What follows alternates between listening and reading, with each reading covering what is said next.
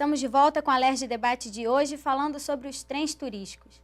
Sabe, a gente estava aqui conversando no intervalo sobre o Maglev, que é um trem que não tem trilhos, né? Movido pela eletricidade. Como é que esse projeto poderia ajudar também na questão turística do Rio? Como fica em relação aos custos? Pois é, o Maglev é uma tecnologia desenvolvida aqui na UFRJ, quer dizer, é uma tecnologia, uma solução caseira para muitos desses trechos que a gente está imaginando revitalizar. Como está aqui do lado, a gente tem facilidade de criar, inclusive, um showroom para essa tecnologia que vai ser exportada para o mundo inteiro, não tenho dúvida. Mas cedo ou mais tarde vai prevalecer, porque ele é mais barato, traz menos desgaste da peça, porque na verdade ele tem um princípio do magnetismo, né? Que é o professor Eduardo Davi que desenvolveu isso lá junto com a equipe dele, na COP, UFRJ. Então, acho que isso pode ser uma grande solução para vários trechos, não esse de Petrópolis, porque exige ali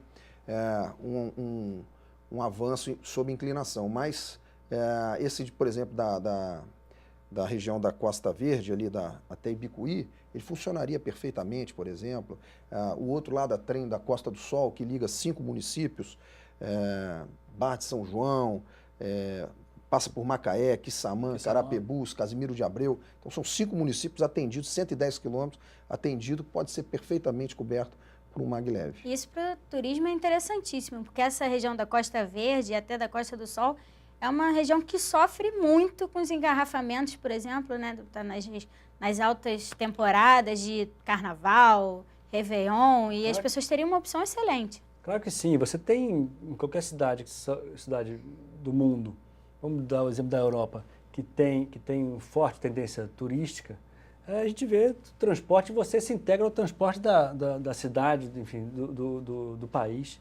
Então é importante a gente ter esse tipo de mentalidade. Esse projeto é um projeto nosso, enfim, que pode não só atender esses destinos, mas eu fico imaginando aqui a Avenida das Américas, fico aqui imaginando a Avenida Brasil. Hoje, para você chegar até o final da Avenida Brasil, a Itaguaí, a Angra, é um custo, o trânsito caótico. Então, e você no transporte como esse, você chegaria num terço do tempo. Então, é um investimento relativamente barato em relação a outros investimentos, um trem tradicional. Um transporte não poluente também. Não poluente, enfim, e pode ter também esse cunho turístico que é muito importante. O deslocamento é uma questão muito importante até para os grandes eventos, para os grandes eventos que uma cidade está sempre tentando chamar para si. Então é fundamental que a gente tenha esse tipo de movimento em torno dessa tecnologia. Me parece que já estão programando um showroom, né, Sávio? A ideia é essa. A ideia é, na verdade, fazer de um desses trechos serem contemplados com esse vagão, com essa locomotiva Maglev, e daqui funcionando, enfim, mostrando toda a eficiência e eficácia, poder expandir para outras áreas, né? Outros países, outras cidades. Fica imaginando a Avenida Brasil. 60 quilômetros, enfim, que se pode chegar rapidamente a Santa Cruz, de lá ter algum tipo de transporte para o resto de Angra até Paraty, enfim, é uma solução bem viável. Sem dúvida. E esse trem da Costa do Sol, que nós falamos aqui, que liga esses 5 municípios, hoje já passa trem de carga, ou seja, já existe lá um leito ferroviário, que é o mais caro, que é a implantação do leito, a infraestrutura é essa que encarece muito. Então, quando você já tem um trem de carga passando, você colocar só o material rodante, que seria a locomotiva, com os vagões de passageiro e tal. Mas o Maglev, ele se adequa a esse tipo de... Perfeitamente. Não, o próprio Maglev. Maglev pode ter várias bitolas, você pode adaptar ele para a bitola que já é existente, o que facilita muito. Por isso que eu digo, uma solução caseira que facilita e barateia demais os projetos. Sávio, e você também é presidente da Associação Trem do Corcovado, né?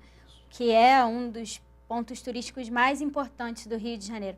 Como é que funciona o Trem do Corcovado? Bom, o Trem do Corcovado é a joia da coroa desse mundo, desse universo de trens turísticos. É o mais visitado, a gente recebe lá cerca de 600 mil pessoas por ano, outras 900 mil pessoas por ano vão de acesso rodoviário, mas 600 fazem questão de subirem pelo trem, até porque o próprio trem já é um equipamento turístico, já faz parte do início do grande passeio até chegar lá, uma das 7 maravilhas do mundo. Então, o segundo bloco de trens turísticos tem o Campos de Jordão, tem um outro que é em Curitiba, Porto até Morretes, e você tem o trem da costa, trem do vinho, que funciona na Serra Gaúcha, lá em Bento Gonçalves, enfim, que já tem também, já está consolidado, que está aí na faixa de 200 mil, 250 mil passageiros por ano. Tem um terceiro bloco, que é liderado pelos trens mineiros, que são São João del Rei, Tiradentes e também Ouro Preto, Mariana. Enfim, nós temos aí um grupo de trens turísticos heróicos que conseguiram se manter em operação, mesmo com essa devastação, né, em opção pelo rodoviarismo, que começou lá na década de 50. Mas o trem do Corcovado, esse ano comemora 125 anos de vida, né, uma história bonita que até se confunde com a própria urbanização da cidade do Rio de Janeiro.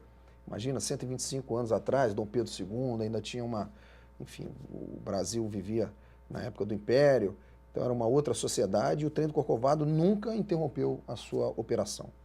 É um orgulho aqui para a nossa cidade, para o Brasil, e agora, mais do que se transformar num simples transporte para o Cristo Redentor, ele por si só adquiriu um prestígio que as pessoas vêm aqui só para conhecer o trem do Corcovado. Não, E quantas pessoas utilizam por dia o trem do Corcovado? Então, são 600 mil por ano, é uma média de 2 mil pessoas por dia. Depende da época também do ano.